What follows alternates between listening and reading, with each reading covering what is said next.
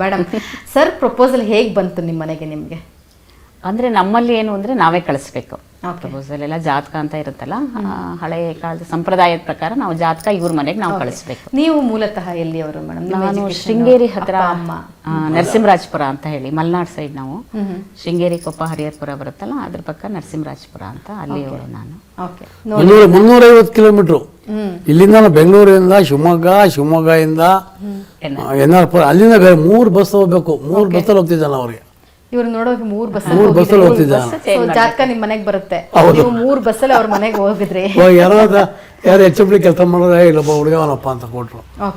ಅಲ್ಲೇನಂದ್ರೆ ಯಾವ ಥರ ಅಂದರೆ, ಅಲ್ಲಿ ಕೇಳೋರು ಏನಂತ ಅಂದರೆ, ಅಲ್ಲಿ ಫ್ಯಾಕ್ಟ್ರಿನಲ್ಲಿ ಯಾರ ಹುಡುಗ ಯಾವ ಥರ ಏನು ಎತ್ತ ಅಂತ ಕೇಳ್ತಾ ಇದ್ರು. ಯಾರೋ ಫೋನ್ ಮಾಡಿ ಹುಡುಗನ ಬಗ್ಗೆ ಕೇಳಿದ್ದೀರಾ ಅಂತ.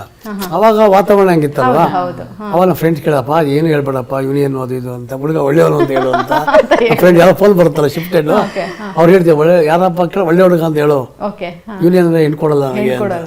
ಅದಕ್ಕೆ ಯಾರು ಫೋನ್ ಮಾಡಿದ್ರು, ಸರ್ ಒಳ್ಳೆ ಹುಡುಗ, ಒಳ್ಳೆ ಕೆಲಸ, ಒಳ್ಳೆ ಹುಡುಗನೇ, ಯೂನಿಯನ್ ಅಂದರೆ ಭಯ ಬಿಟ್ಬಿಡ್ತಾರೆ. ಯಾಕೆ ನಾನು ಮೈಕೋದಲ್ಲಿ ಡಿಸ್ಮಿಸ್ ಆಗ್ಬಿಟ್ಟೆ.